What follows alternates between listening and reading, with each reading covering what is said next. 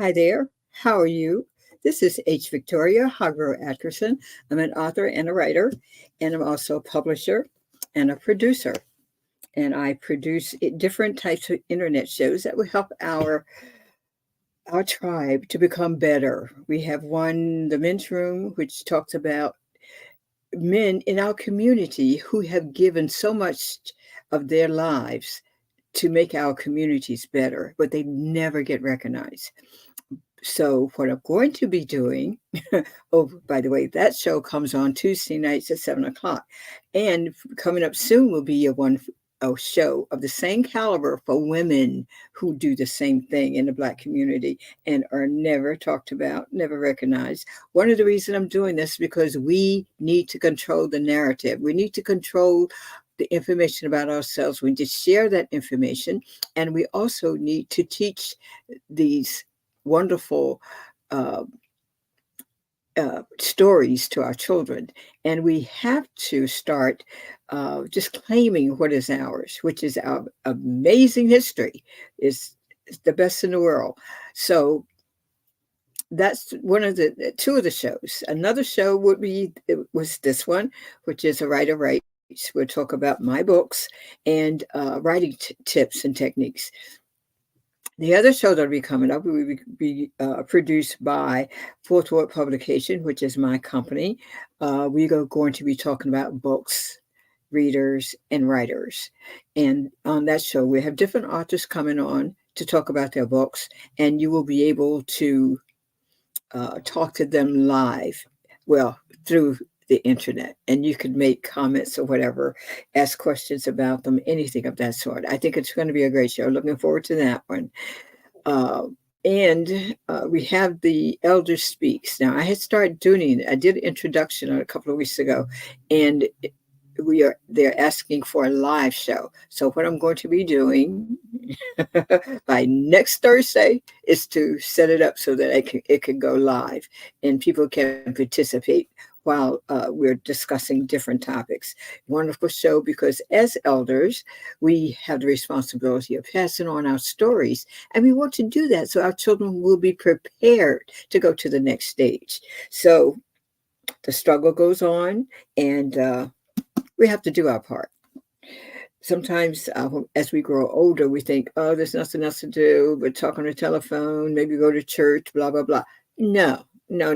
There are tons of things seniors can do to stay active and involved in our community. And one of the principal reasons we need to stay involved is to teach our children and give support to our families.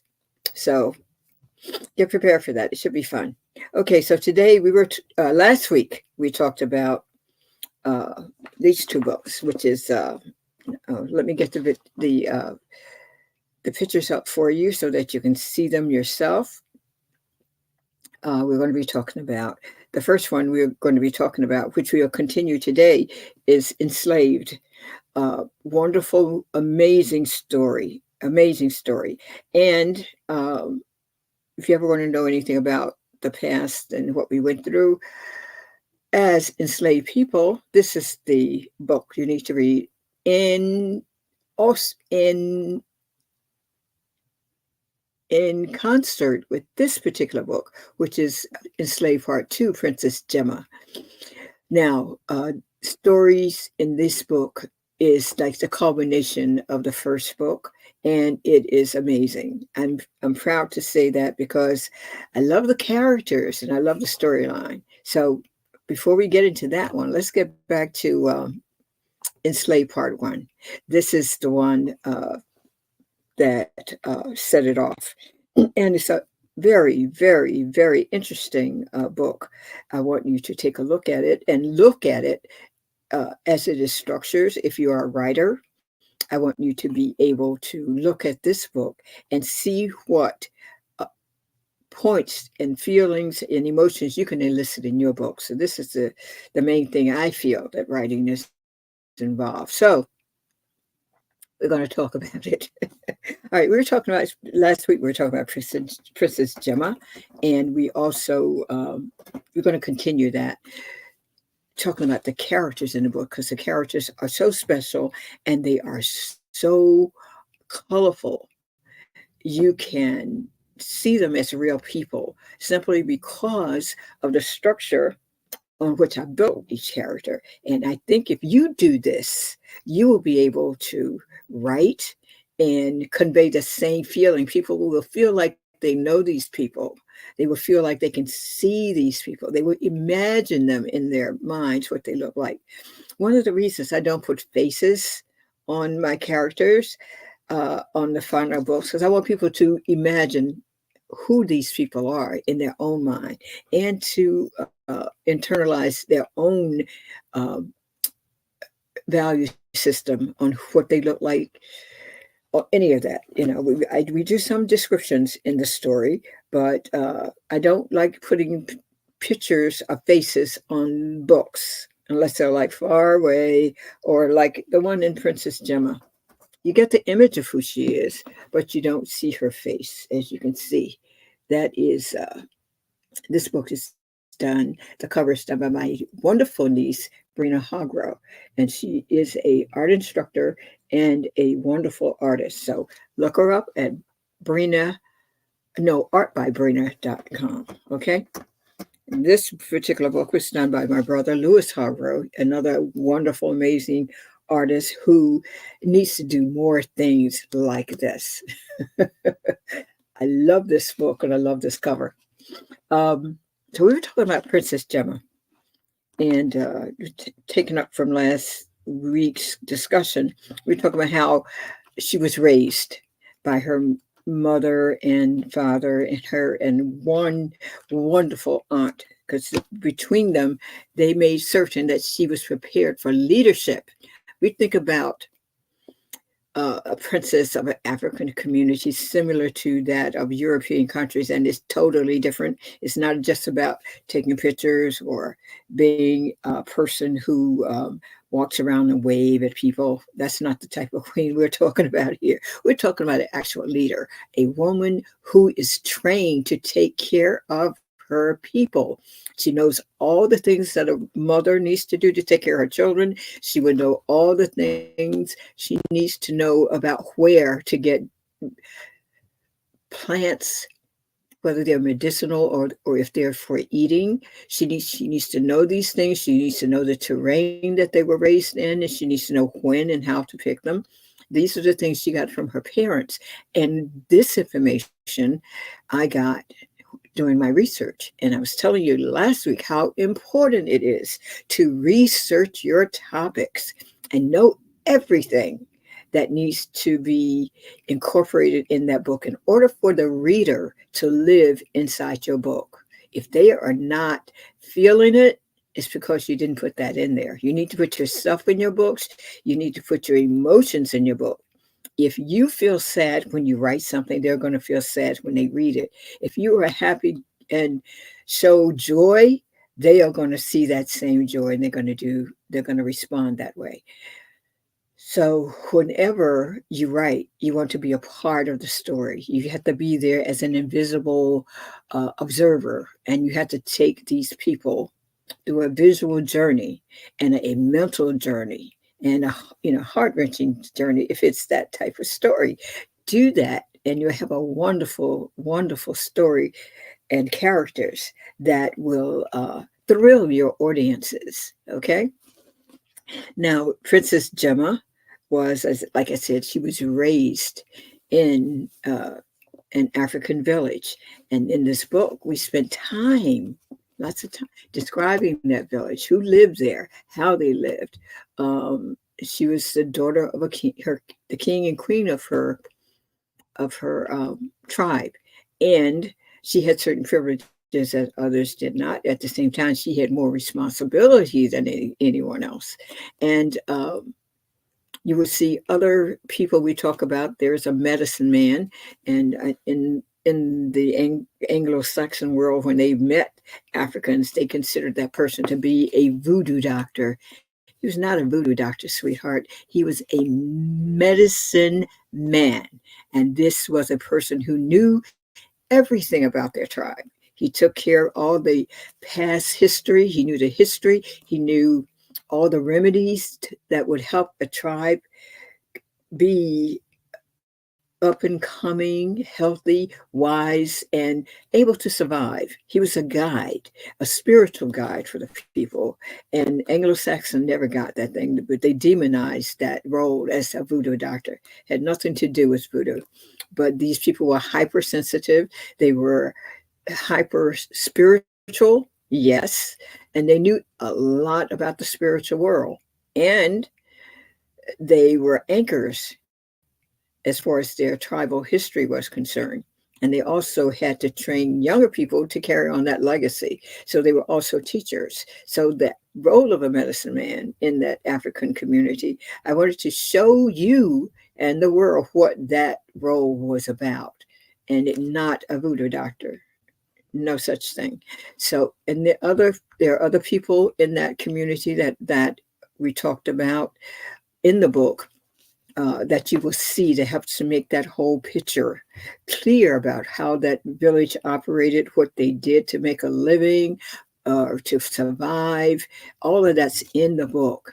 And you want to treat your location of your story as best as you can by situating it where people can actually see it in their minds. They can visualize that community. They can see the habitat. They can see the animals. They can see everything. The type of topography.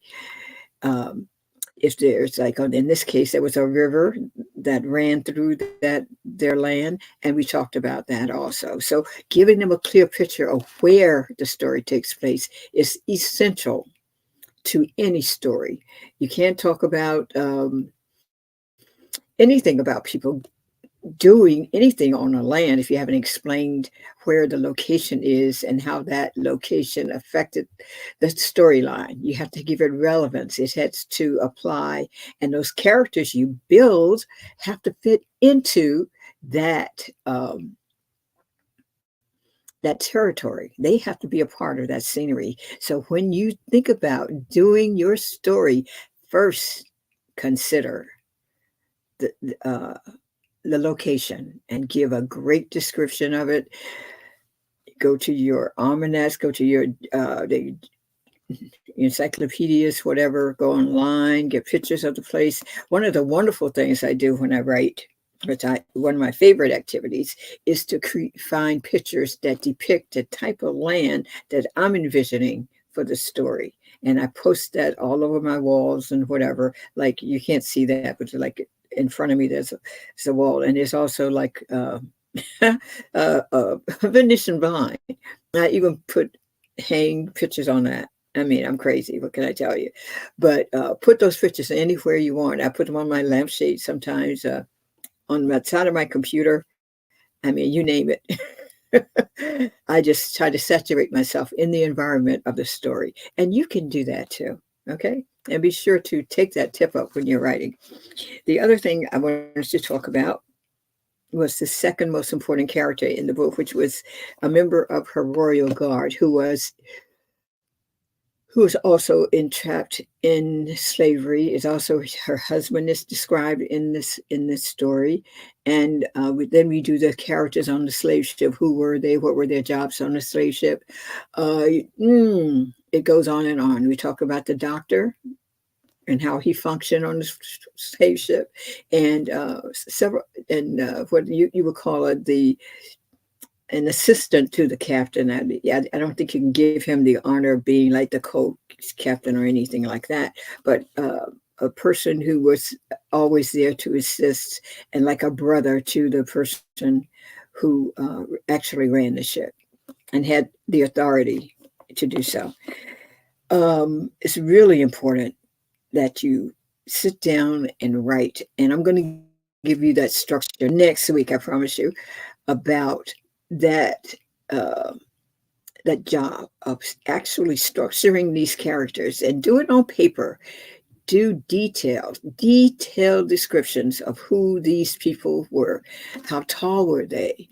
What type of hair did they have?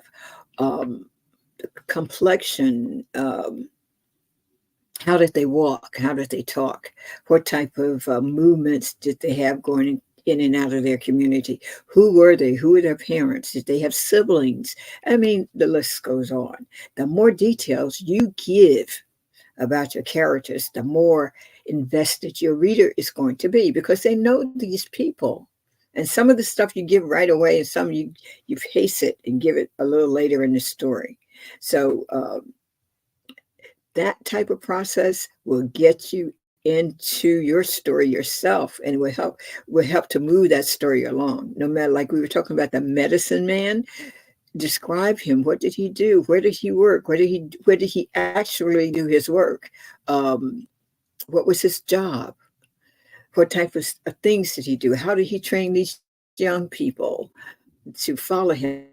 Because whenever he always had to prepare someone to come after him if something happened, if he reached old age. What is that process like? We talk about that also. So be sure to include in your description those things. Now, what I want you to do next time we meet, bring a pad along so that you can write this stuff down and you can actually keep those notes for yourself and follow along that description so that you will know exactly how to do this. And it applies to every character you have. And don't just think of characters as people.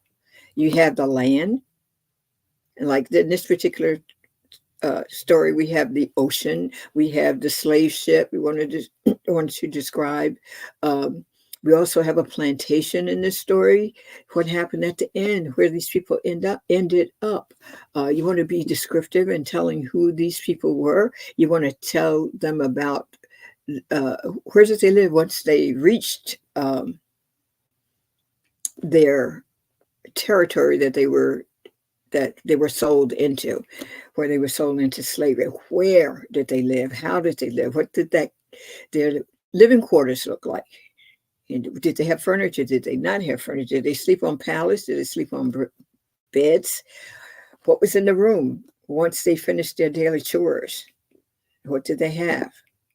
And I believe me, that's another part of the exciting research that I did. I went into several different plantations and saw what they were like. And the ones, one point, a lot of the plantations that are here giving tours today, not here, but in different parts of the South, they have torn down their slave quarters because they don't want people to know how pitifully we live. But there are some where they have the slave quarters, and you can check that out before you go visit to see exactly where they live and how they lived.